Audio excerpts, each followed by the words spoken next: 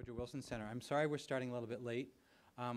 There was a possibility that the center's president, Jane Harmon, might be able to come and give some remarks, but unfortunately she's been delayed and we have to move on. My name is David Biette. I'm director of the center's Canada Institute. It's my pleasure to welcome you. The Woodrow Wilson Center, for those of you who don't know, was founded by the Congress in 1968. And so we're quasi part of the Smithsonian, but we were founded as a memorial to the 28th President, Woodrow Wilson, our only president with a PhD. So instead of giving a block of marble, if you will, on the mall, Woodrow Wilson got a research institution that looks at dialogue between the public policy sector, the academic sector, and the business sector. And within that, we have about 22 programs, of which the Canada Institute is one. And we look at Canada-US relations, mostly in energy, environment, trade, and border security, where today's program fits in.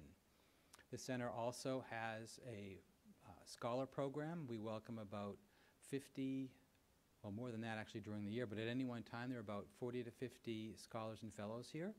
And the Canada Institute is delighted to have Barbara Falk, our moderator today, with us. Barbara's from the Canadian Forces College in Toronto. Actually, we had another, our Fulbright arrived this week too. So it's a very lively place. There's a lot of big thinking going on, and the Canada Institute is proud to be part of it.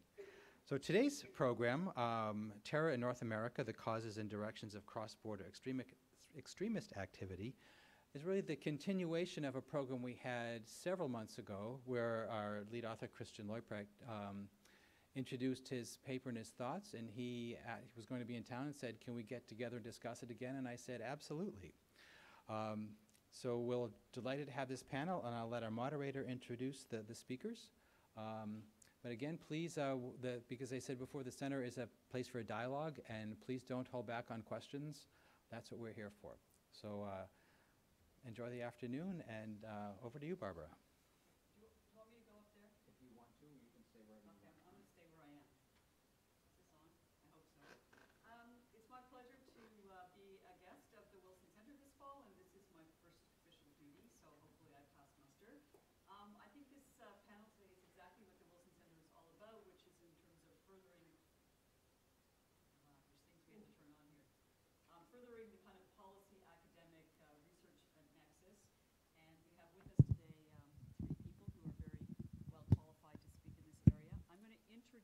Our panelists in the order of which they will be speaking, which doesn't correspond to the order of which we're sitting here, but that's okay.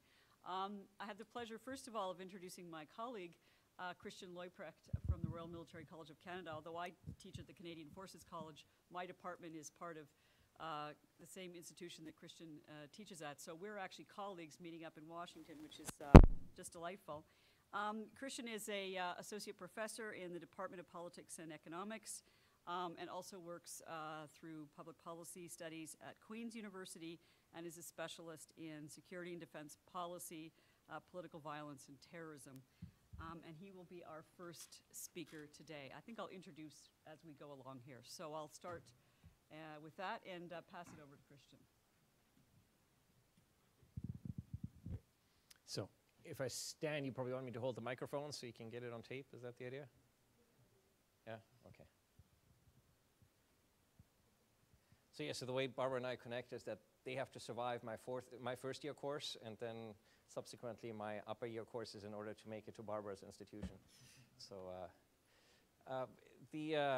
this is, I think, sort of a fun topic, because, I mean, as you know, when you meet a bunch of new people, you should never talk about religion, and talking about violent extremism and terrorism is a bit like having a conversation about religion, because there's a whole bunch of theories and a whole bunch of beliefs and very little evidence to support any of them. And the evidence that does exist is methodologically, I think, somewhat, in many cases, not as robust as we might like it to be, in part because the N is very small. And so it poses a certain methodological challenge of how do we study this phenomenon, and how do we actually get some traction on making sure that we actually make effective policy, given that I think a lot of what we do in public policy when it comes to national security and to terrorism in particular caters to the psychology of terrorism and what we think we should be doing to keep ourselves safer, rather than looking at the data and trying to figure out, well, what is it that where sort of the real risks actually lie, as opposed to making everything a threat. and figuring out how we can tackle that parsimoniously. So here's what I guess I intend to do. So talk a little bit about myth-making and reality at the Canada-US border. Talk about the paradox of securing open borders. The paradigm shift that I want to propose, kind of stop looking at N of ones because the social sciences are horrendously poorly equipped to try to forecast N of ones, and instead look at sort of group behavior, and networks are inherently groups. So I think thinking about terrorism in terms of networks rather than individuals might be helpful on a whole number of fronts, and I'll explain that.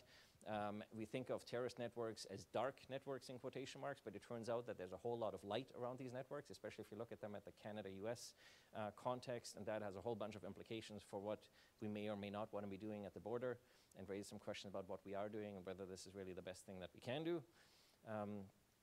Gives you some ideas about modeling this cross-border interaction by politically motivated violent extremists. I think methodologically this is really important in the sense that the places in the world where this is probably the most serious problem and where we're the most concerned are also the places where it's the most difficult to study those types of networks. Good luck trying to study these types of networks between Afghanistan and Pakistan, for instance.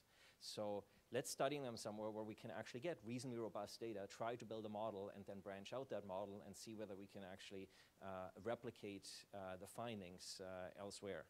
And this is easier to do for a number of methodological reasons in common law countries. Then talk a bit about the policy implications and the questions and debates that raises. And then what is it that, in I guess Don Rumsfeld's famous words, is there's things that we know, there's things that we know we don't know, and then there's the things that we don't know, and why the things that we know we don't know in this particular case are really important. So many of you will be familiar with this. It's the 200th anniversary of the War of 1812 that really ended in 1814, but I guess we didn't want to make it a 3-year celebration, or commemoration. Anybody know who actually torched this building? Right, but where were those British soldiers from? They were actually from Bermuda. It was a contingent from Bermuda. So the myth that Canadians come down here and cause all sorts of mischief dates back a good 200 years. That's all I'm trying to point out. So this is not a new development. So here's what some people have recently been saying. You'll be well familiar with these quotes. So about the northern border. Here's what people said 10 years ago. So this is what apparently is sort of the problem here, or what people identified as the problem. And so now you're probably familiar with this. I have 3 kids, and so there's these little kid books where you got to actually try to go and find the little things that are hidden in the books. So let's actually now try to, so there's also people saying all sorts of things about the border. Now let's sociologically actually look at the border, and let's find the border. So here's the economic interactions across, this is sort of Richard Florida's map. Those of you who are familiar with Richard Florida and his urban sort of city economic regions and hubs. And you can see that, for instance, the Toronto hub extends well into the, well and far into the United States here. You wouldn't be able to pick out the border if you looked at this sort of economic interaction. These are electricity grids. Good luck trying to find the border here in terms of how our electricity grids are tied together. Here's our oil distribution supply system across the alleged border. Again, hard time finding the border other than if I hadn't shaded it for you, or if the map hadn't shaded it for you. Here's some pipeline traffic, and here's some of the rail traffic. This is a little bit blurry, but this is the truck traffic heading from Mexico north. So presumably, if we see these sorts of interactions where essentially the border doesn't matter, we can presume that in other areas that are perhaps not quite as legal, we might see the same types of interactions. Or we can hypothesize that if the good guys use it, the bad guys probably flow across this border as well. And as my friend and colleague Tony Payne, who I think David knows from the University of Texas at El Paso, likes to say, NAFTA is the best thing that ever happened for organized crime in North America. And so we want to know, so what actually happens at the border with regards to cross-border extremist traffic? And so there's sort of 3, I think, starting premises that we can work with. So one is, do borders create countervailing transaction costs? So the idea here is you basically have markets, if you look at this from an economic perspective, and markets don't just create themselves, governments create markets through policies. And so we have, for instance, a more liberal firearms policy with regards to acquisitions in the United States than we do in Canada. So why would we want to try to get a firearm in Toronto when you can just drive across the border and get one perfectly legally in Ohio and just happen not to mention it to the CBSA guy when you come back? So that's what I mean by the countervailing transaction costs. So do we then create so that it's more efficient to get something on one side of the border, and in the process do we create these markets of opportunities? So do we actually, by our policies, give people reason to cross the border?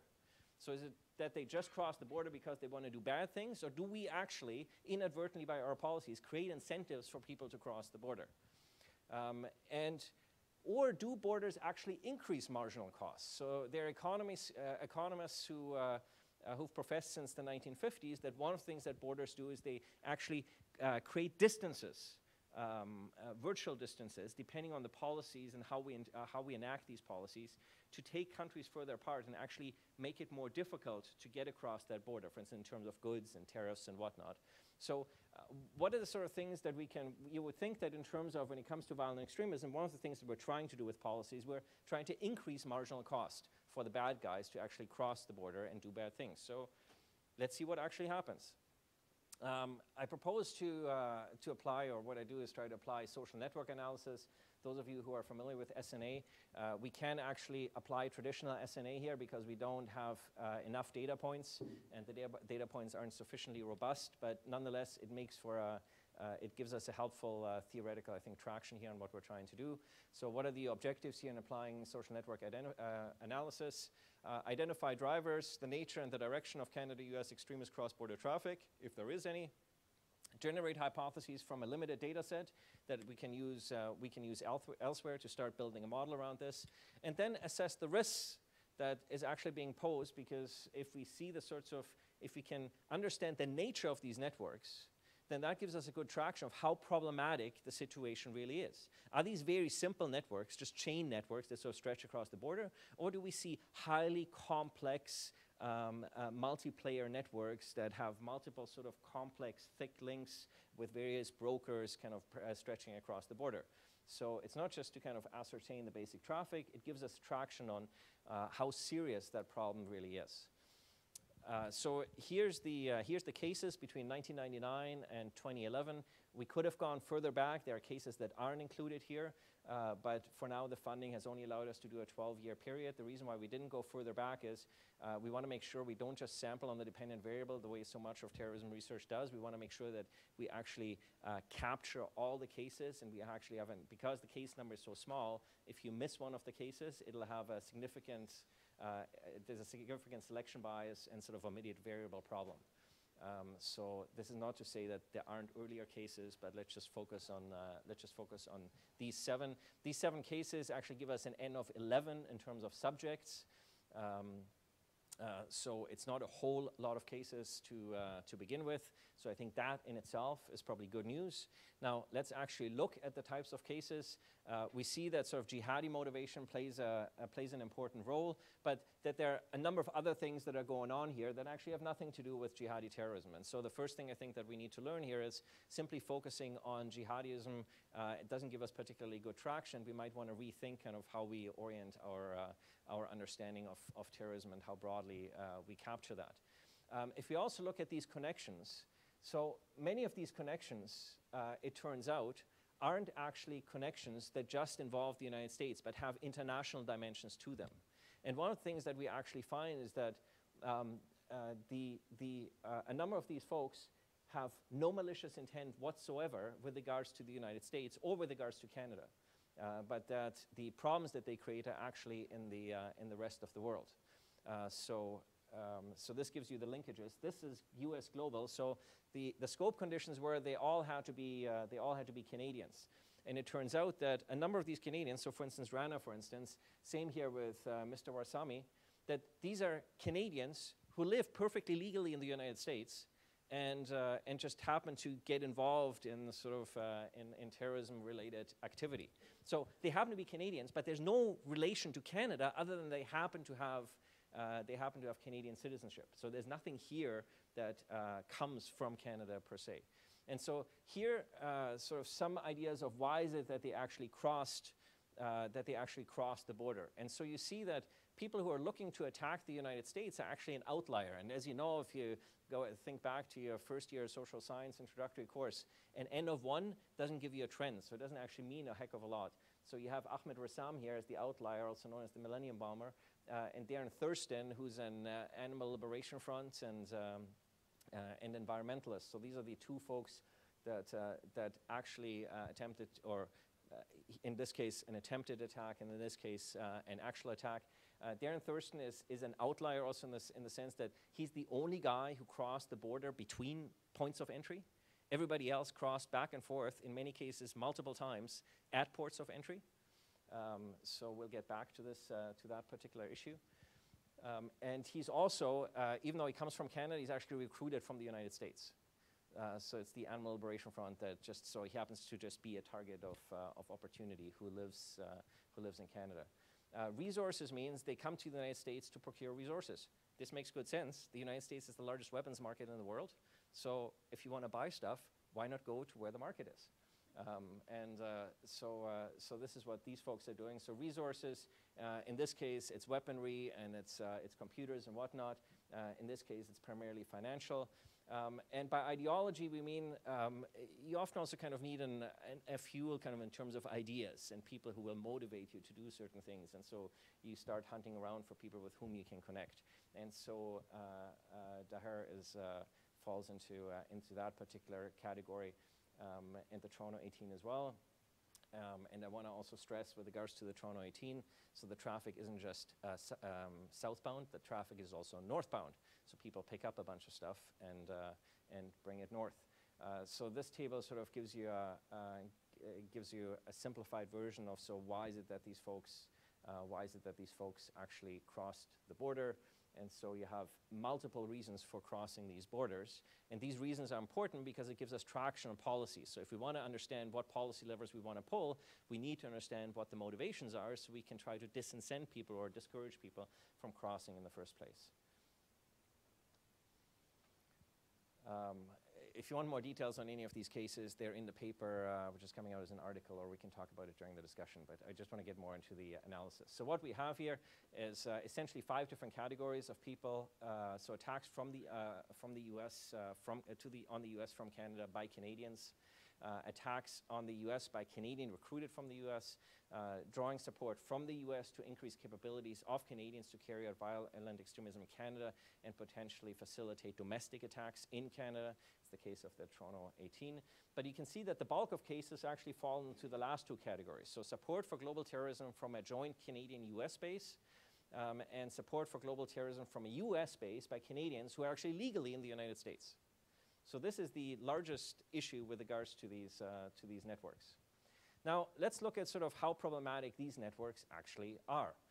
There's 2 laws that give us some traction on how valuable networks are. So one is the Metcalfe's law that the value of a network is proportional to the square of the number of members of a network. Then there's the Granovetter's strength of weak ties argument that the greater the number of interconnected users, the greater is the threat. So we're looking at essentially how many members are there and how connected are these members. And so it turns out that these are actually very simple chain networks across the border, right through the board. And in many cases, what you find is you find a reasonably complex network on one side of the border, but really just a chain network leading south with a very simple network, if any at all, other than a couple of points of contact on the other side of the border. So these are not very fancy, multiplayer, deeply intricate networks that are very complicated to disassemble. It turns out that these chain networks are actually relatively easy to take apart with good investigative and with good security intelligence work. And the errors also give you some traction on that a lot of the attention and economies of effort actually directed well beyond North America here. So in terms of social network analysis, what we find is 2 cross-border networks between large groups on one side and 1 or few on the other side. 5 are between small groups on both sides of the border. 4 are for the purpose of enabling attacks in the other country. And 4 derive from connections stemming from a country other than Canada as countries of origin or places of terrorist training or propaganda. And I'll get back to this latter point, because it seems that social capital, diaspora capital, ethnic capital plays a big role in why people connect and why they cross the border, because they happen to know someone on the other side. So it's a force multiplier effect. So if we want to build a model around this, we can actually try to translate this into some hypotheses for how might we model politically motivated cross-border violent extremism. So first hypothesis, that the existence of similar policies on the 2 sides of the border makes it easier for like-minded individuals to establish connections. And so these are things like freedom of speech, association, and whatnot. So relatively free countries make it relatively easy for people to cross the border and pursue sort of relatively free efforts relatively freely. And we see these in these networks because much of what these folks do, and if you remember, with the exception of Darren Thurston, they cross perfectly legally at points of entry, in many cases multiple times. And I guess with the exception of Rassam, given that he uses fake documentation to try to get into the United States, that really here, so we have individuals that do this in a perfectly sort of legal manner. So these are not really dark networks in the way we think of them. That in many cases these are perfectly legal activities. It's just that at some point this legal network ends up sort of tipping towards an illegal activity. And so this is important for how we understand these networks, and I'll get back to that. And in that sense, they're very different from organized crime networks, which from the outset have malicious intent behind the networks in the way they set up the networks, which is why organized crime networks look different than terrorist networks. And this is important because there's this connection between organized crime and terrorism. So if we understand the connection, we may need to understand that they're very different networks with different purposes. So differences in policy create markets of opportunity on either side of the border. So one of the arguments is if we can perhaps harmonize some of the policies, then maybe there'd be less incentive to cross. Those bent on extremist violence exploit countervailing transaction costs, thus created for material and ideational gain. So as to say, these markets of opportunities. 4th hypothesis, that there are social, ethnic, and diaspora capital that acts as an enabler in the exploitation of these countervailing transaction costs. 5, that borders impose costs that also limit the development of large, well-connected networks. Remember, these are relatively simple networks. And how might we explain these relatively simple networks? Well, it seems there's something going on with regards to policy at the border that actually seems to make it somewhat difficult to set up these very complex networks. And we don't see people attempting to set up these very complex networks. We do see it on the organized crime side. So again, different story. The actors involved behave strategically, and cross-border networks are means to an end. So particularly if you think of the resources and ideas and whatnot that they're looking to procure. Why is this important? Because if they behave strategically, it means we can actually design policies to disincent people from doing this. If they didn't behave strategically, then it would be a lot more difficult to actually wrap our heads around what sort of policies might we want to put in place. So what are some of the observations that we can make here? That there's not a systemic threat that emanates from Canada. That it's a two-way street, that in terms of sort of the threat that we face, is sort of we face a reasonable, equitable risk in terms of people exploiting the border, not just to do nefarious things here, but to do nefarious things northbound. But that this risk is relatively, these are very isolated cases. Canada lives next to the world's largest weapons market, so what's the solution? If you read the Toronto paper, I mean, there's regular shootings, just again this morning, overnight, 2 people shot in Toronto. So policy harmonization is probably not on, because I suspect that the Second Amendment might be a little bit hard to change.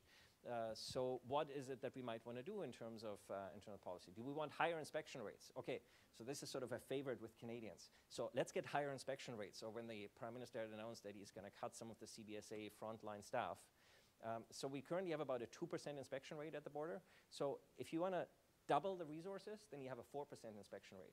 But of course, empirically, as a researcher, I ask, so will it make any difference if we pull out 1 car in 25 as opposed to 1 car in 50? Might we just be able to pull out 1 car in 100, and we might actually get the same results in the end? So we actually want to get some metrics on this. So what sort of inspection rate do we actually want to have in terms of sort of the spot checks? that terrorists cross legally at points of entry. So we'd have a really hard time detecting them with the current systems that we actually have in place. And we certainly wouldn't detect them with the technology that we actually have in place.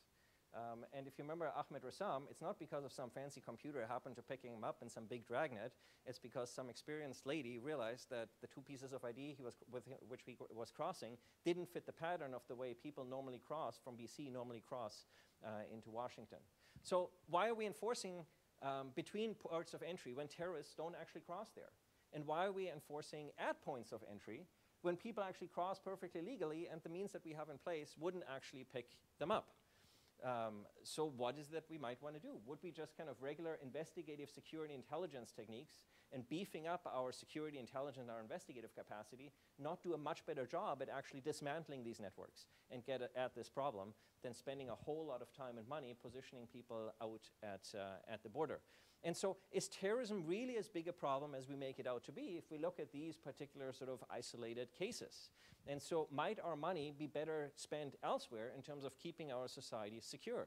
Would all this money not be better spent on intelligence investigations? And why not get rid of land border inspections altogether?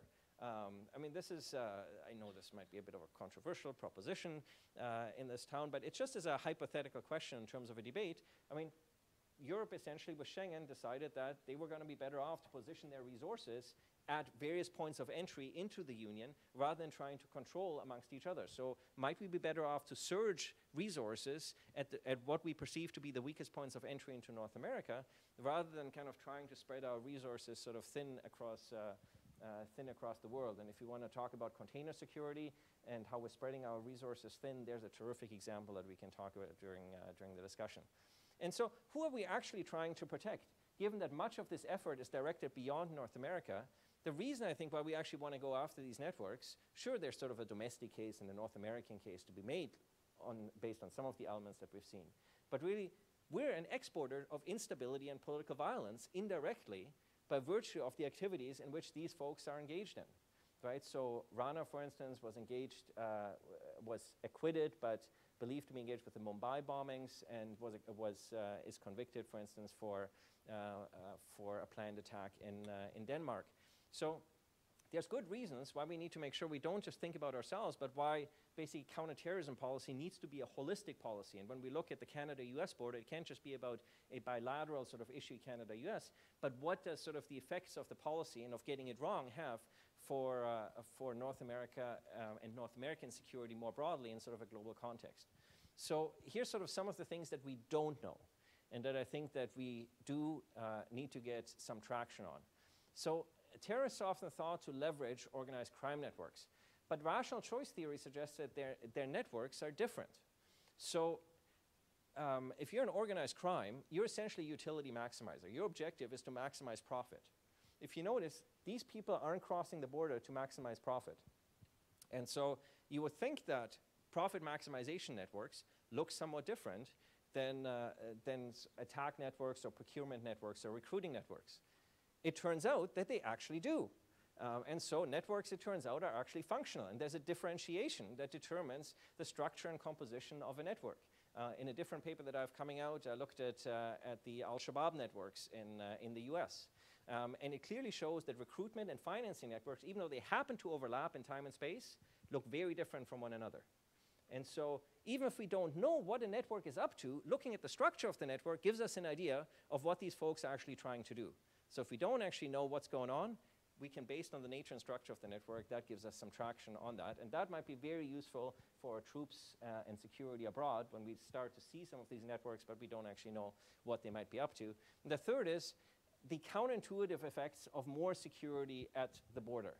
What do I mean by that? So on the one hand, I mean sort of the point that sort of Frank Harvey makes, that there's sort of there's an inflationary effect to security spending. So the more security you have, the more security you want. But the problem is you hit vastly diminishing returns. And my argument would be is that perhaps some of what we're doing on the northern border is hitting these diminishing returns.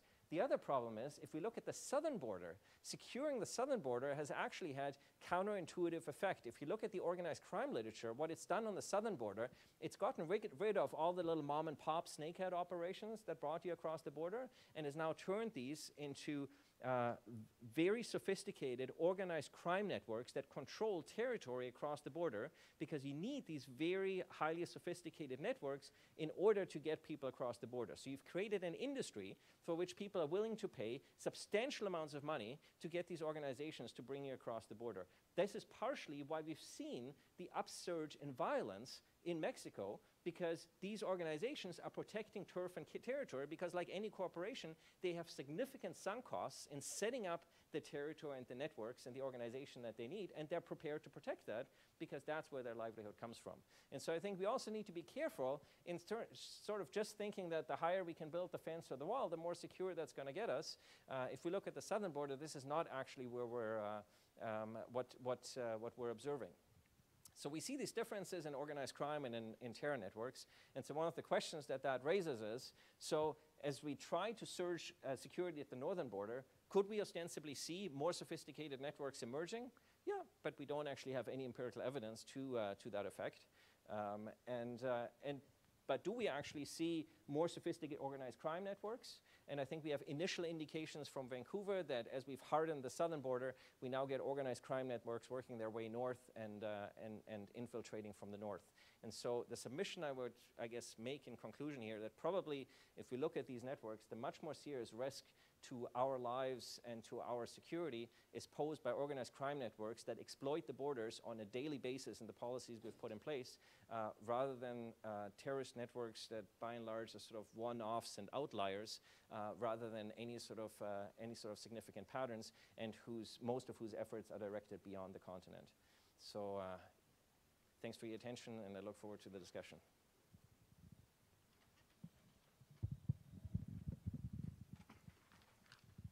Thanks very much, Christian. That was a great introduction and provided us with a number of counterintuitive conclusions and suggestions that I know not only the people here will have a chance to react to, but most particularly our next two panelists. The next person I would like to introduce is not an academic, but somebody who makes Homeland Security his business.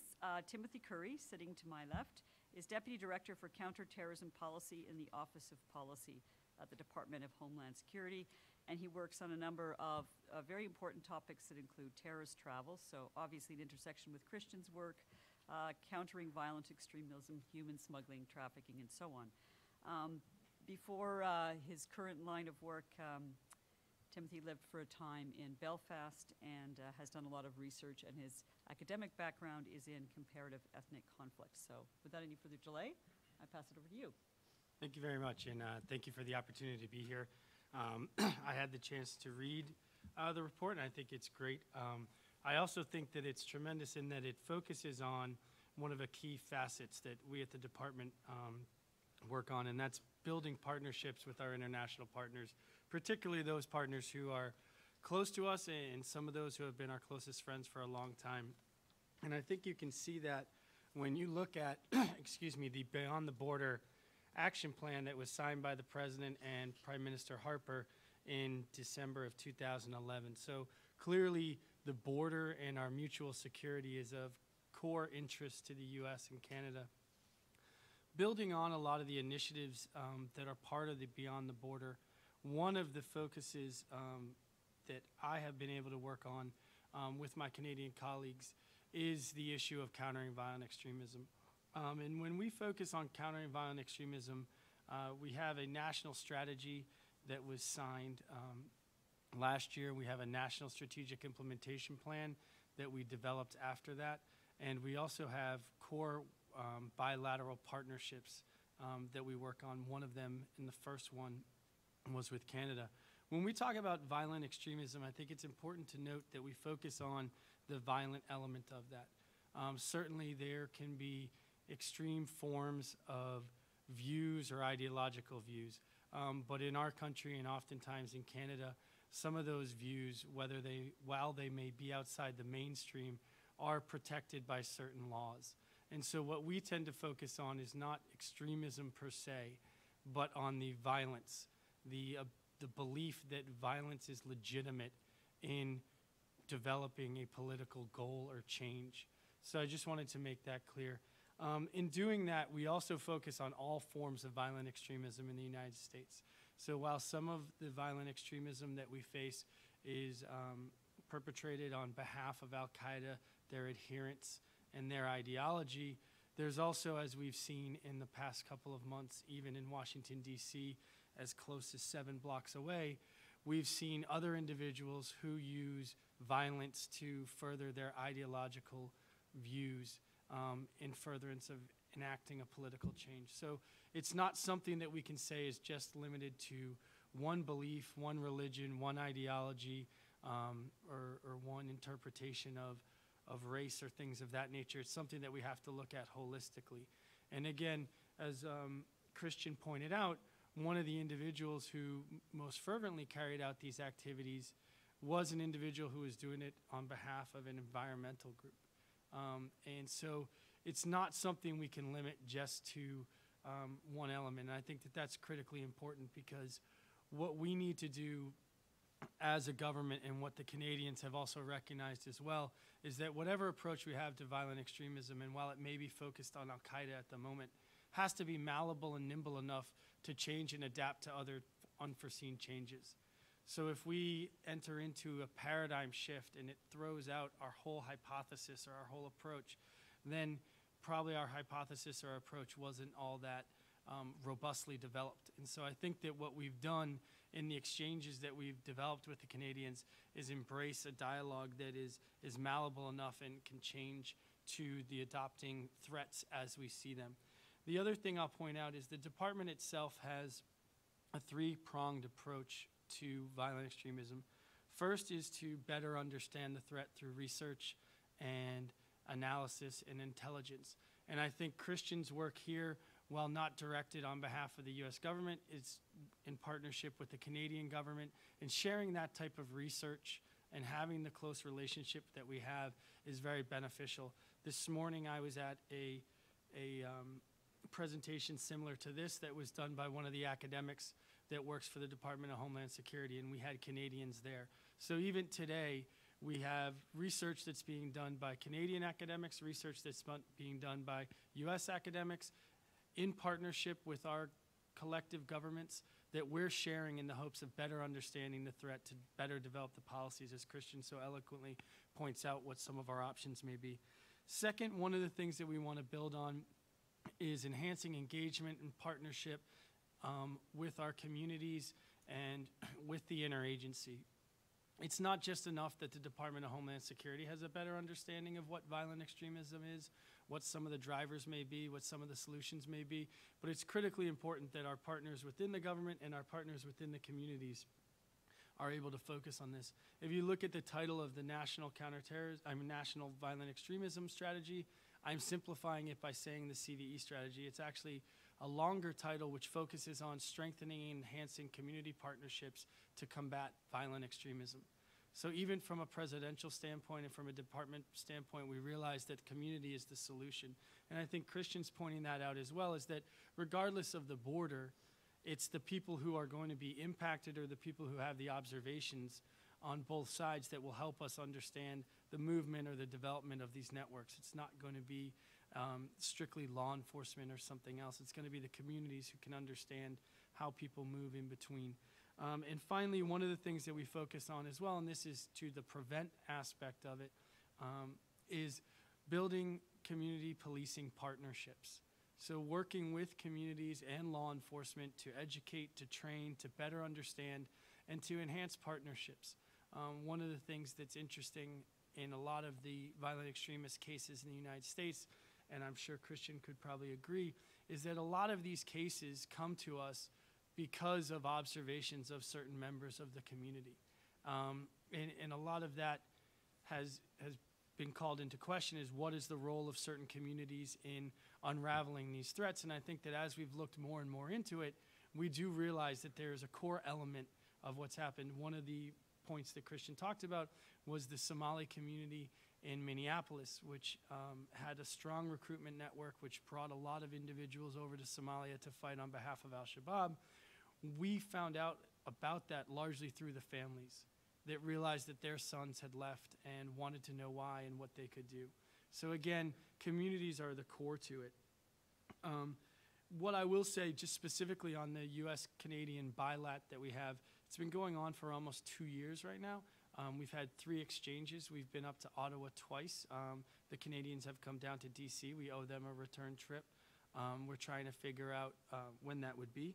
But when we look at that, we focus on a couple of core issues. So we focus on research, intelligence analysis, case studies. So Christians work while not in an intelligence environment or dealing with classified information, fills in some of the voids of looking at case studies and how we can better understand.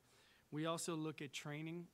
As we're developing training for our law enforcement officers, so are the Canadians. We look to share best practices about that, what it makes them unique, what elements of them could be utilized in similar fashion. And we also look at engagement. So we're looking at how we engage communities, what is the right role for the government, where do we fit in, and then also importantly when you're doing this type of work, looking at civil rights and civil liberties. So making sure that any policies that we adopt or develop to address violent extremism does not infringe on anyone's civil rights or civil liberties. So all of those are core areas that we work together. Just pointing out some of the examples of exactly where we do have this cooperation. The State Department has the Global Counterterrorism Forum. Well, it's not the State Department. There is a Global Counterterrorism Forum that is co-chaired by Turkey and the United States, which consists of, I think, 28 countries and 2 different worldly bodies. In that, the Canadians are the lead for the CVE working group that focuses on measures and matrix trying to judge effectiveness of countering violent extremism. We work very closely with them on that. We were up in Ottawa when they had the inaugural meeting, and we'll be with them later on at the beginning of the year when they look to carry that forward. We also have worked with other international partners that have called on us to build from our experiences. I had the opportunity to travel to Australia at the request of the Australian Federal Police. I was there with a colleague of mine from the RCMP. We spent a week with the Australians going through our joint strategies, going through the working groups that we've had together, trying to help them to build and understand. So it's not just about working between the US and Canada, it's also sharing the experiences that we have with some of our other international partners. And then finally, we've had recent training seminars on violent extremism for law enforcement officers, and we've invited Canadians there as well. So there's a robust exchange, and when the Canadians have programming up in Toronto or Ottawa, oftentimes they'll ask the Department of Homeland Security or other US government representatives to join them to round out the experience. So I think that what's very encouraging is that all of the issues or questions that are posed by Christian, while not wholly answered by our current policies or our approaches, there is certainly a mechanism where those questions that are posed by this very interesting study can be implemented into the dialogue that is constantly ongoing between our countries. And I think that that's one of the critical things, is that as we evolve and as we have new studies and we have new incidences and there are different paradigm shifts with regard to violent extremism, that we have an open dialogue, and I can say that that's clearly the case. And we will continue to work on those issues, not only just on violent extremism, but on other issues that impact our border. We will do it in a way that takes into account the privacy of both Canadian and US citizens. We will do it in a way that respects their civil rights and civil liberties, and we will finally do it in a way that makes ourselves better at detecting the threats and also more effective in mitigating them, while at the same time trying to enhance our economic and cultural benefits by being such close partners. And I'll leave it at that, and happy to answer questions at the end. Thank you. Thanks very much, Tim, and for that, long laundry list of all of those things. I'm busy making notes, things that I want to follow up on while I'm here in Washington. Our third speaker today comes to us from Northeastern University, but is no stranger to Washington. Currently the founding co-director of a new center, the George J. Costas Research Institute for Homeland Security, and professor of political science at Northeastern University in Boston. I asked him before we started whether or not his definition of Homeland Security was coextensive with the government's, and he said no, much bigger. So I look forward to hearing about that.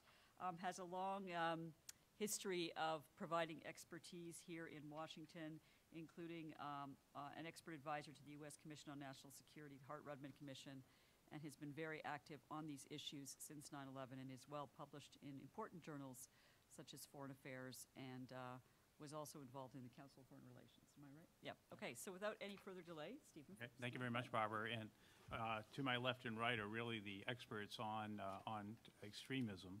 What I'd like to focus some remarks here is on the border and its relationship to this challenge. And Christian certainly gave a lot of fodder here for speaking to that. And a broader sort of end state focus that I think we need to take, sort of beyond looking for the violent folks who have embraced violence, what is it that we're ultimately trying to secure?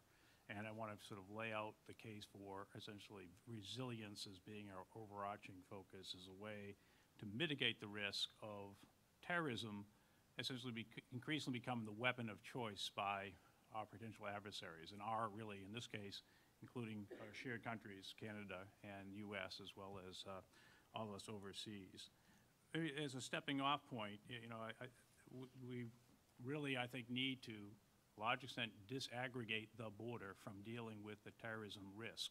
And I thought it was very encouraging, and I've been following the kinds of things that Tim is talking about, that in reality our law enforcement communities, particularly in the U.S.-Canada context, for a long time have figured out that you essentially have to collaborate on investigations and work closely together to deal with this. That the border is largely nearly irrelevant in terms of trying to actually managing this risk. It's pretty straightforward. I'm actually a retired Coast Guard officer, and I spent 20 years and sort of first part of it at sea, commanding a couple of vessels, and there's a lot of real estate out there.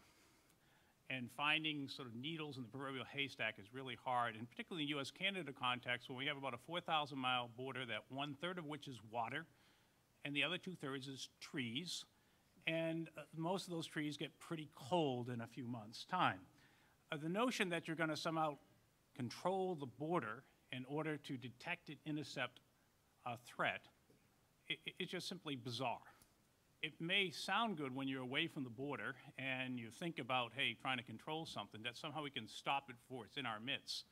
But there's a very even notion. The fact, of course, throughout most of U.S. and Canada's history, we didn't even try. In fact, we didn't even survey the border, except during the Great Depression when we had to keep some people busy and gainfully employed, and so we marched a few along and found that actually we had houses that sprawled across both places. I actually just had an interesting opportunity. Christian and I were together up at the University of Sherbrooke in Quebec last month.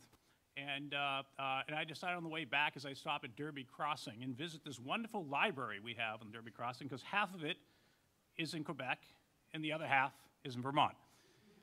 They literally have, it's an international reading room, and it literally is, because they actually have the line surveyed down the middle of the room. There's a Canadian flag on the front, on one side, and a U.S. flag on the others. Now, you have to enter through the door that's on the U.S. side, but you can park in Canada, and you have to walk around. And because we do have a border, they have some very nice planters with geraniums, at least they're in season here at this time of year, to stop folks from driving what used to be the open street between basically what was really one community that now we've increasingly post 9/11 have hardened. But just as another sort of anecdote to kind of give the sense of the reality of the border, the U.S.-Canadian border, is the fact that one of the major crossings on the on eastern New York side, just north of Plattsburgh, if there was an incident like a spill of hazardous material, fire, or somebody has a heart attack in the inspection facility, the first responders are from Quebec on the U.S. federal facility. Because there's a long way, the ambulances and the help is a long ways away from that inspection facility. So very nicely, the local community comes in and helps out our government while we police the border to control it from terrorists and who else might be coming our way. I don't want to oversimplify this, but really as I started looking at this problem in a serious way, not just during my career, but I had an opportunity in 1999 at the Council on Foreign Relations to look at borders in the context of globalization. And I was sort of drawn to the fact that we are clearly in an era where we're privatizing and liberalizing, and states were failing, and a whole sorts of other things were going on, and yet we were hanging on quite tenaciously to these Westphalian model of essentially managing risk at borders. So I wanted to figure out how it was going. I figured I'd march along the border and interview the frontline immigration, customs, and other officials, my counterparts in my Coast Guard days, and ask how they were going. And I ended up in Laredo, Texas, and actually in August of 2001. And I came to the conclusion you could not actually create a situation better for advancing organized crime than the one we had in place there to safeguard the border. Let me try to flesh that out. And this is critical. This is not an issue of balancing security with facilitation. It is when a security measure essentially constipates the system works around it. And ultimately, the border becomes more chaotic, more difficult to police, and therefore these collaborative arrangements that we work to try to really deal with this become more difficult to execute. The border at Laredo is so chaotic because it makes no sense for essentially a major trucking company to go anywhere near it. You take a $250,000 rig with a union driver to sit in a 3-hour queue, doesn't make any economic sense. So what they do is they actually arrive in North Laredo where there are nice distribution centers where the load will come in, and these are the yellow trucks and JB Hunts, the other big players you'll see out there. They unhitch the load and leave it in that distribution center. And then that center will call a local mom and pop company to pick it up, to bring it over to a Mexican broker who will make sure the paperwork is done. That takes a little while, so it's usually just left there. Then another local mom and pop will pick it up to sit in the 3-hour queue to get across the border and then leave it at a depot in Nuevo Laredo for a Mexican long-haul truck to pick it up and take it down to Monterey. Not only are there no locks on some of these trucks that are doing this drayage driving, they don't have windows. This is basically a transient labor pool, minimally paid, moving the shuttle. And when you go to the border, you go, my God, this is lawless. We got to get a handle on this. These folks could be smuggling things in. We got to check every one of these. And what, of course, has happened here is the market very intelligently worked around this by saying, if there's chaos on the border, we'll just stay clear of it by essentially putting the rational pieces, which are away from it, and deal with that. Now, the rational approach would, of course, was that long-haul truck would be vouched for a long ways before it got there. You might verify quickly as it goes across it's who it says it is and send it on its way. But a key element of this is that the security measure, in fact, ended up creating this more chaotic environment. The chaotic environment is where lawlessness prevails, and then potentially we see this terrorist link in that maybe somebody would want to exploit that environment to either get through or cause mischief. So where does that lead us? It really actually leads us to a very counterintuitive a solution, is that actually the more efficient the border is, the more secure it can be made. And that means basically the key here is I have to have enough visibility and accountability what's moving across that border in order for that to be true. That actually, if a security measure confounds that, it's creating problems. And so I would argue, as Christian has, as many who have looked at the border, that the border in Mexico has become increasingly lawless, in part because this very failed model of trying to control the border, which has now elevated the industry of organized crime to basically provide labor in the form of illegal migration that comes back and forth, or now fight for drugs and the corruption that goes with it. All these are largely reflections of a dysfunctional approach to managing these risks as a line of defense, instead of as looking within the networks and systems, as Christian is raising here, as a way in which you deal with this. Now, what makes this sort of added, I think, an element of insanity of this is that what we're clearly moving towards in terms of risk is not just terrorists doing acts of violence, and that there are them, and therefore we need to focus on those folks, and we want to mitigate that risk. But the risk that I've been most worried about, and others who've looked at the terrorism issue for a while, is that basically is the exploitation of folks like this to actually do real disruption and harm to the critical foundations that run our society. That is the critical infrastructure that essentially we rely on. That terrorism makes sense as a means of warfare because you can get a big bang for your buck. That's why you do it. You don't do it basically just for the kicks. There are some nuts who do that kind of thing, which we may call terror. But terrorism as a sort of a means of warfare is because the goal is to cause mass disruption or destruction. But the bulk of that, basically disruption and destruction, comes from how you hit something and how that what you hit behaves when that happens. Does it fail? Does it cause cascading effects? And very importantly, how we react or overreact to that becomes very much a key. So essentially, if you have an act of terror is relatively small, and it leads the society to overreact in very expensive, dysfunctional ways, you've just motivated somebody to want to do more terrorism. So it should follow that the more resilient we are, that is, the more capable we are to be able to withstand and respond and recover from a terrorist attack. If an attack is a fizzle instead of a big bang, there's not much incentive to do it.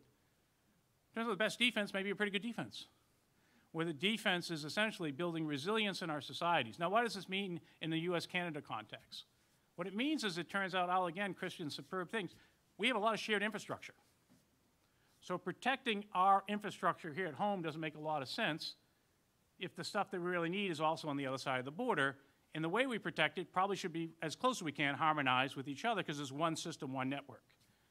So, you know, I actually said in short form, it's a challenge that DHS has. DHS has a National Infrastructure Protection Office to focus on protecting national infrastructure. There's just one problem. There is no such thing as national infrastructure. There's local infrastructure. There's regional infrastructure. There's continental infrastructure, and there's global infrastructure. Name me a single national infrastructure. DOD doesn't have national infrastructures. They have global supply chains that they have to work with. They have bases overseas. Nothing, there's zero, none you can identify that are purely national, except for national monuments, if you call them an infrastructure or something. You know, they're actually things we name and say, these are ours. So up in New England, where I am now at Northeastern University, most of our electricity comes from Hydro-Quebec. And more of it will be coming in the future. And it's great, it's hydro, so it's all, you know, it's green, it's good. They have to transmit it down to us, and we use it. We need it for all our other critical infrastructures. So a national infrastructure protection plan focused on cyber risk to the grid that stops at the border, not very smart, when the stuff you need is on the other side. The same thing, most of our power in the West relies increasingly on natural gas, which turns out to be piped down to us from British Columbia and Alberta. And if I want to take out a natural gas line, I'd hit the first compression station at the top of the line. That means it's going to be in Canada. So how do I protect our power grid here? By not dealing with it up at where it starts. And then if we get into supply chains, we're really talking about things that are truly global in terms of our links. But a lot of those networks of rail were because things originated in Asia and came into Prince Rupert or came into Vancouver, and they went across rail, came across the Minnesota border, and ended up as their port of entry in Chicago. We entered into a comedy there. These are deeply integrated networks, and this is where increasingly our adversaries probably want to cause mischief, i.e. the terrorist threat. You have to safeguard them as networks and systems. And if we basically get focused on the border, at a minimum, it's not effective for the reasons I laid out here, but what real problems we have is when we end up sort of alienating the good relations we have with one another because of the clumsiness by which we do this, we undermine the trust and undermine the collaboration that's required to secure the networks we share. That's the story of US-Canada, I think, have lived a long time without ever sort of doing the analysis to actually say that's the case. And actually, I would argue that's a methodology we need to take more widely in dealing with the terrorist risk writ large. The extent to which we deal with terrorism itself, we have to treat it as networks, but the things that they're targeted also need to be safeguarded as networks. And again, the border is largely irrelevant to all of that. Now, I don't want to be dismissive entirely of borders, because for law enforcement, they actually play a useful role. There's a lot of authority at a border. And so the extent that you do anything intelligently and you want to catch and stop something, you know, the border sometimes can be a useful tool. But it really is at the bottom of the list of effective tools, not at the top. And this reflex we had after 9/11 to make somehow borders centric to how we think about making ourselves safe was basically exactly the wrong thinking at the wrong time.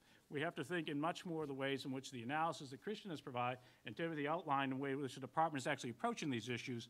And we've got to demystify the border. We have to take the myth that borders serve as any sort of effective security for us and get on with essentially living in a world that we want, I think, as both our countries do, open, engaged, and supportive of our core values. Thank you very much. Thanks very much. I think what we'll go from here, we have about, what, half an hour for questioning, David? Okay. I'm going to start with throwing a few questions out to panelists based on my listening carefully and observations, and I'm going to open it up to everybody else just to get us going. And maybe I'm going to direct the questions at one panelist, but they can be addressed by any of the three panelists. But we could start with the person that I'm addressing it to. First of all, I'm going to start with you, Timothy. Given what the other panelists have said, and given in your perch at Homeland Security, where are resources best placed? You know, we live in a world of scarce resources. I mean, I'm an observer of your election campaign. It's obviously an issue that, you know, government has limited resources. So given the limited pie, where's the best place to put where do you get the most bang for your buck? Well, I think the best way to look at that is to look at multiplying each other's efforts by taking the approaches that we have. So Canada, about 9 months ago, I would say, came out with their first national counterterrorism strategy. And within that strategy, they had countering violent extremism as one of the focuses. The U.S., as I mentioned, about a year ago, came out with our national countering violent extremism approach. So there are certain synergies that are developed within those approaches.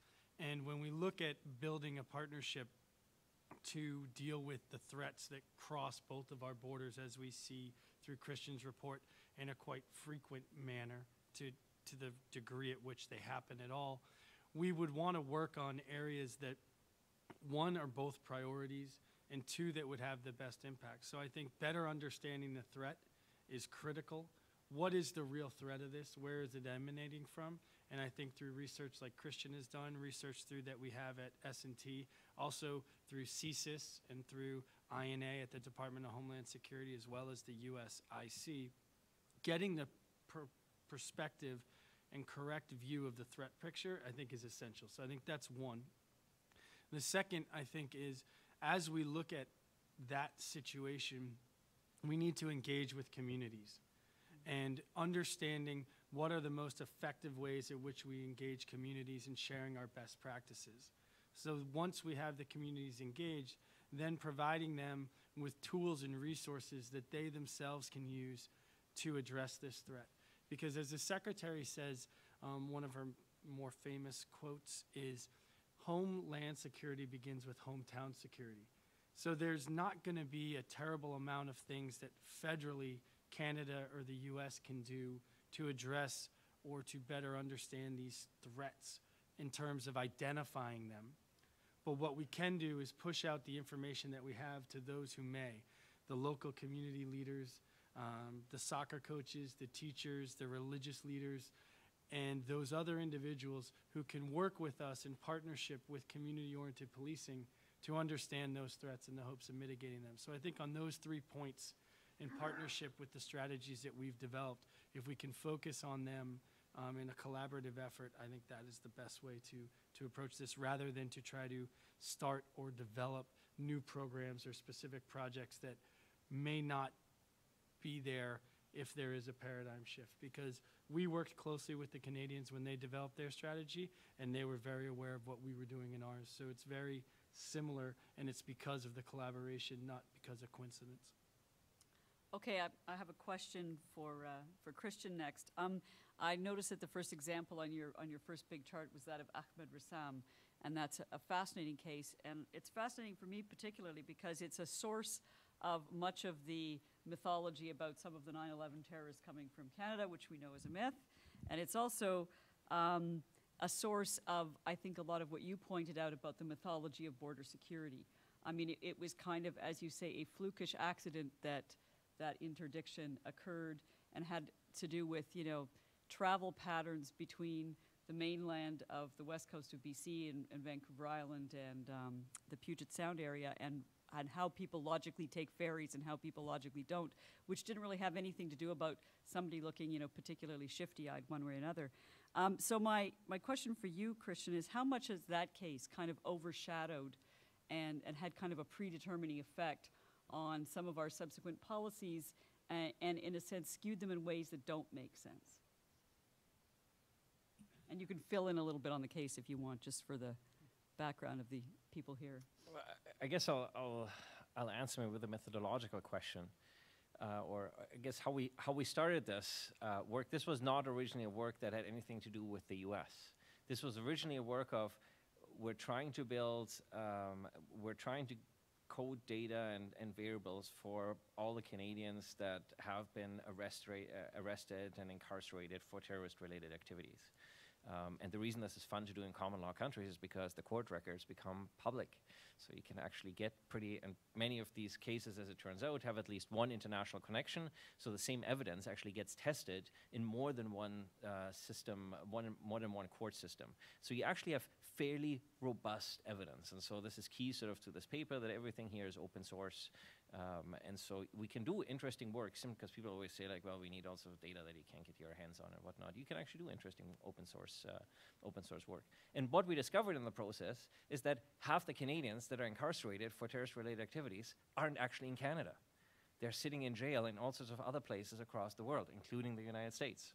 And so that then got us asking questions about, well, why is that? Is there something sort of peculiar about Canada? And then that's where we started to kind of segment out the international linkages and the Canada-US linkages. And there's a whole number of cases that you'll be glad to know don't have any US linkage, but that simply have an international linkage. And so this further bolsters sort of this argument about the diaspora, and sort of the ethnic connections. And so I think the Ahmed Rassam case is a perfect example of why focusing on an N of 1 in the social sciences is always a bad idea. And any extrapolation or generalization that we try to draw, because A, there's nothing we can infer from an N of 1 in the social sciences, and B, we can't control for any variables. We can't control for endogenous effects, and we certainly can't get any leverage on what sort of policies may or may not have prevented that, because at best we can sort of try to play counterfactual and could try to play through this in a counterfactual thought experiment. But that's about the only thing we can do with the N of 1. And so I guess the N of 1 is good fun for journalists and perhaps some politicians, but it's not a whole lot of fun for social scientists, and I think it's not a whole lot of fun for people who try to get at evidence-based public policy. And you know what, I think the point that I often like to make around this is that, like, if you look at the way, my wife's a social worker, so like the way we make social policy, education policy, healthcare policy, right? We collect large data sets. We follow cohorts of students over 20 years, 10,000 students, and we try to get our hands on every little bit of data that we can. I mean, basically, the way we make security and defense policy in many cases is sort of people's best guess, or this is sort of my experience, so this is what we should do. So it's amazing for the amounts of money we spend on this. If we compare to other policy fields, that we would never make education or healthcare policy the way we make security defense policy. So I think there's all this to say is that I think there's other policy fields from which we can learn a whole lot. So when we're trying to talk about evaluating, and I think in times of austerity, your first question is really important, right? As we have ever less money in light of sort of global economic slowdown and our own fiscal debt issues and whatnot, and we have less money and fewer resources to go around, we want to figure out how do we optimize these resources. And optimizing resources, I think, requires us to get a handle on the data and trying to make sure we actually understand what the risk is rather than what the threat is. I mean, everything's a threat. We can step out here and get run over by a bus, right? So that's a threat. But, and I know Stephen doesn't like this because I think he takes this much further, and so he may weigh in on how we've progressed from I guess for the last 10 years, people have liked to talk about risk, but I think Stephen has progressed very nicely from the risk model to sort of the all hazards model, and why talking about risk is problematic in and of itself if we focus on particular risks. I'm glad you segued into all hazards, because that was going to be the basis of my question for Stephen. There's other parts of public policy where we take a much more all hazards approach, and with your looking at critical infrastructure security, that seems to be where you're going too. I'm going to throw out a strange example, which I get from one of my mentors, but there's. And this sounds a bit outrageous on one level, but there's only a certain amount at the end, because of the small numbers, because of all of the factors that we don't know about that Christian outlined in terms of the small n and the role of ideology when it comes to violent extremists. So are we not better off focusing on not the ideology and not the individuals, but rather the targets they hit? Let me give you my example. In the area of drinking and driving, we spent an inordinate amount of time over the last dozens and dozens of years in many, many jurisdictions, not just the United States and Canada, focusing on the law and the blood alcohol content and all the rest of it of drinking and driving.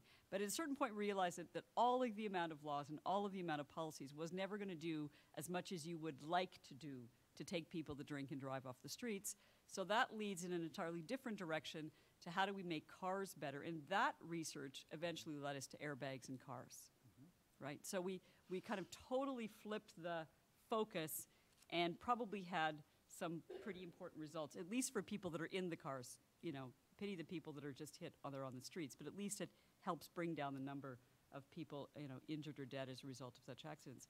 Can we learn from those kinds of examples when it comes to critical infrastructure security? Absolutely, great question.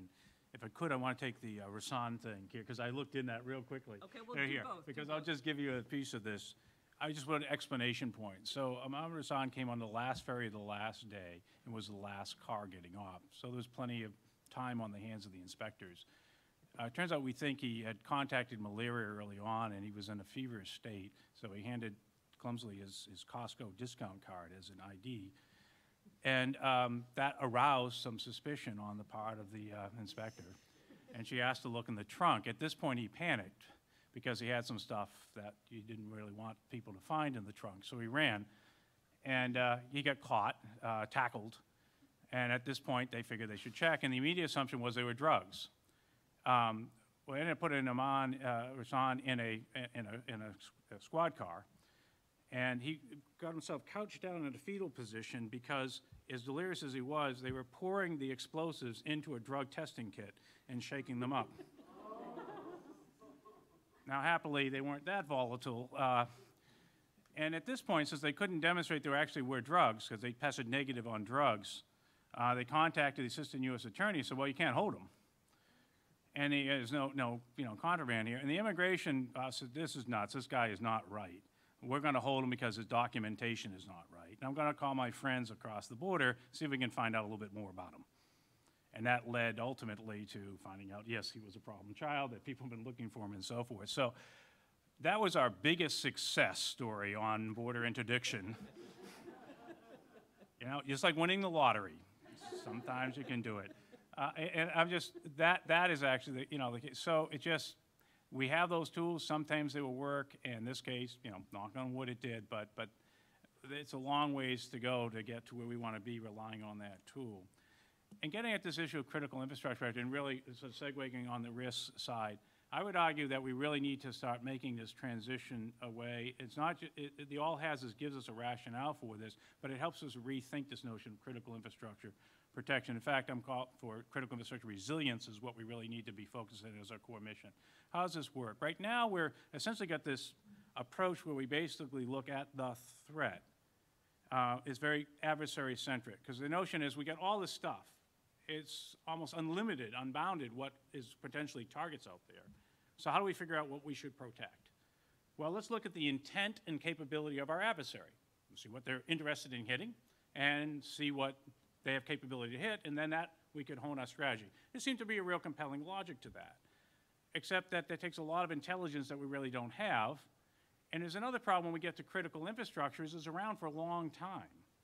And so by the time perhaps somebody says, oh, I can find somebody who wants to hit it and has some capability, then trying to sprint and put safeguards in place to deal with that is usually a little too late, very costly and ineffective.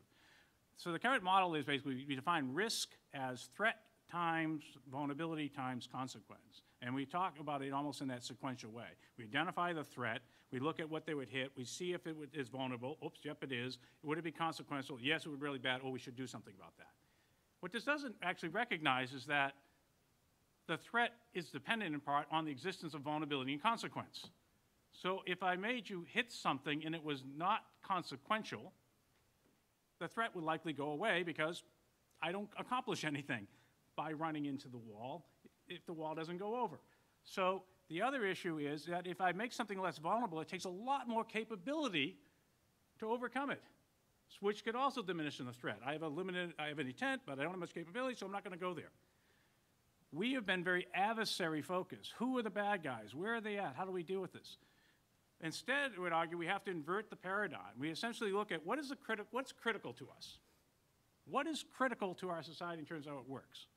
We identify that. If it's critical, we have to assume in the world we're in that, well, what we should be aspiring for is that we want it to continue to service the function that it provides continues, the service it provides continues in the face of risk. Okay. How does the critical service of function get provided? You then map the network or the system that provides it. And then you look at it and say, all right, where are the possibilities, what would cause it to be disrupted? And it turns out a lot of them are going to be naturally occurring events. Many of them are going to be accidents that could cause it here. And there are people with malicious intent who could also target them. But what we're focused on is not the hazard. We're focusing on the service that we want to make sure it stays going, the need we have that's critical. How do we keep it going? And so with that in mind, we have identified what the disturbances are likely to be. Then we say, okay, what's rational investment to mitigate those disturbances, and should they manifest themselves to recover something that's critical quickly? Because what we're trying to protect is the need, the service there. So it's not protecting a bridge. The bridge provides mobility. Right? What are we trying to secure is actually the mobility the bridge provides. If you're a security measure, which you can protect a bridge very well by not letting anything get on it. Right? You can do that, and the bridge will be safe. But I suspect the reason why you build the bridge is so people could cross it. So what you're focusing on is the critical function, which is mobility, and then you say, all right, what could disturb it? Well, and this is an actual dilemma folks like the Port Authority in New York, New Jersey have with a lot of bridges. If I spend all my money on counterterrorism efforts and I don't maintain it and the bridge falls down, I didn't need the terrorist here, right? We self-inflicted it. So your focus is not on the specific hazard per se, it's on the continuity of function. And that is, you would take into account, and you better in the world we live in, take into account that there are people with malicious intent, if it's really vulnerable and it would be really catastrophic, who would target it. And if you make it less vulnerable and less consequential, they probably won't. And then you just have to deal with age, and the aging of the infrastructure, or you have to deal with the hazards. And those aren't insignificant, so let's get on with those. Just one more thing is I want to bring Tim back in this conversation before I open it wide, just to kind of go back and be a bit of an adversary to your comments. Absolutely. And bring in adversarial intent. Tim, you mentioned more than once now the element of local policing and focusing on the communities themselves. And I'm thinking back to Christian's cases. I know this was an element in the Toronto 18 specifically, but I think in some of the other cases, in a sense, the whistleblowers quite often are people within the communities themselves who are well positioned through knowledge of language, through sharing the same cultural space, and so on and so forth. They recognize the tipping point between the violence and the extremism. So and that also seems to me to be, just to go back to the limited resources pie, a cost-effective way of dealing with the challenge as well. Do you want to just elaborate on that a little more? No, I think that's important. So if you look at some of the examples of recent events that have happened in the United States, so I gave you the example of Minneapolis, where large part it was the families who went to local law enforcement, said, our kids are missing. They started to unravel it back, and then they were able to piece together how that recruitment network was there. And again, just another fine point is, oftentimes when you talk about violent extremism, certain people will use the term at risk.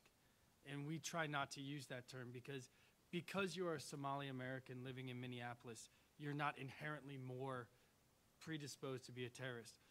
But the people who were living in Minneapolis over the past 10 years, who were between the ages of 14 and 25, were targeted by people who were trying to recruit them. And this also goes to Christian's point with one of the terrorists and violent extremists that he's talking about. He was recruited to come to the United States. So there's a recruitment element there. As you point out, it is very often the communities that are going to know best.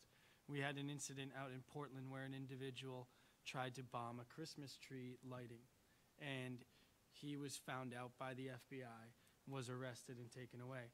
One of the first people to alert the authorities of this was that individual's father.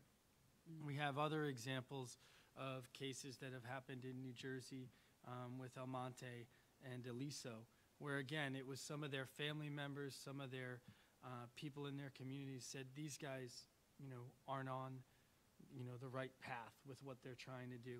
And I think it's a very difficult thing because what we've seen, and especially with some of the controversy that was stirred up with the AP reports that were going on in New York, and with this approach that we're taking from a national perspective, is we need to work with these communities, and we also have to understand that it's probably not always in their fabric to rely immediately on the police or immediately on guidance counselors or things of that nature. And that's why we need to, A, build those partnerships so that it is not as infrequent.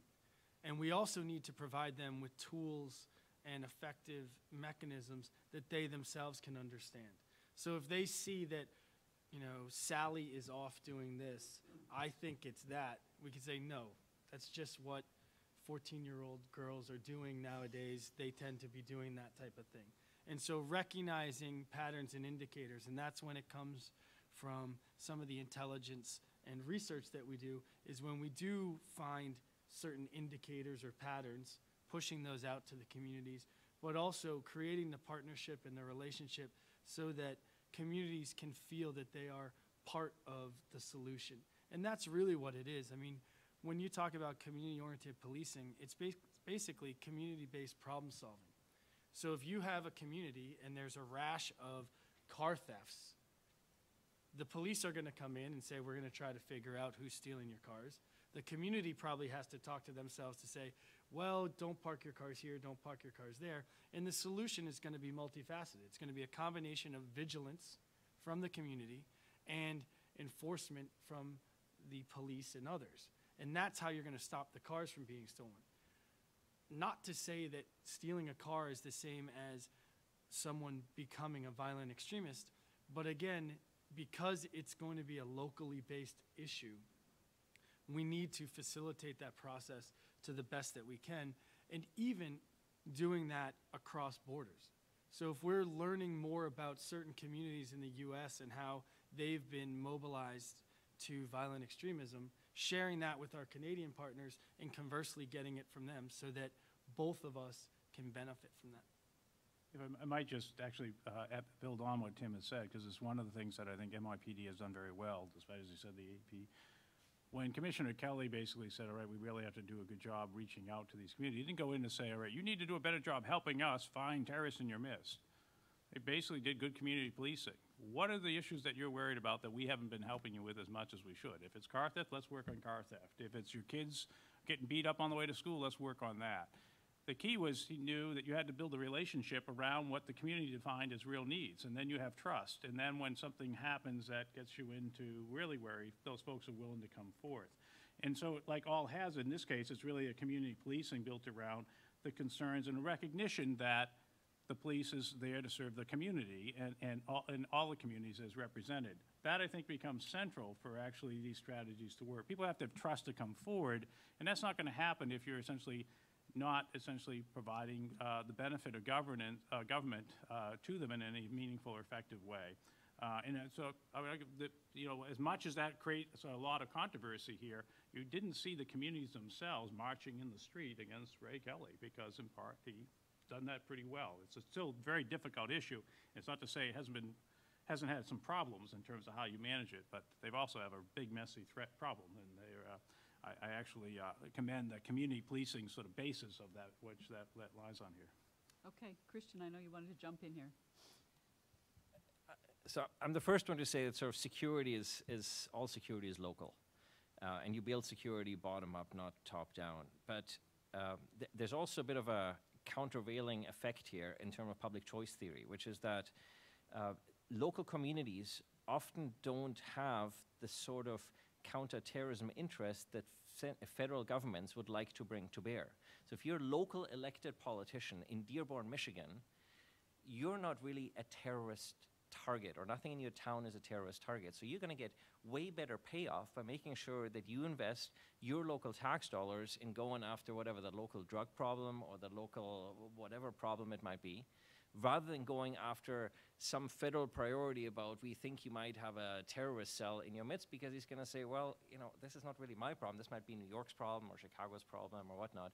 So there is actually in public choice theory, there is a strand of that says here that there's some countervailing pressures at work here to try to get local communities to pursue the sort of policies that might make, from a collective action perspective, from a federal perspective, might make a whole lot of sense, but they don't make a whole lot of sense in terms of the strategic rationality of the local institutions and politicians within that particular boundary that are spending the tax dollars of the taxpayers within that vicinity.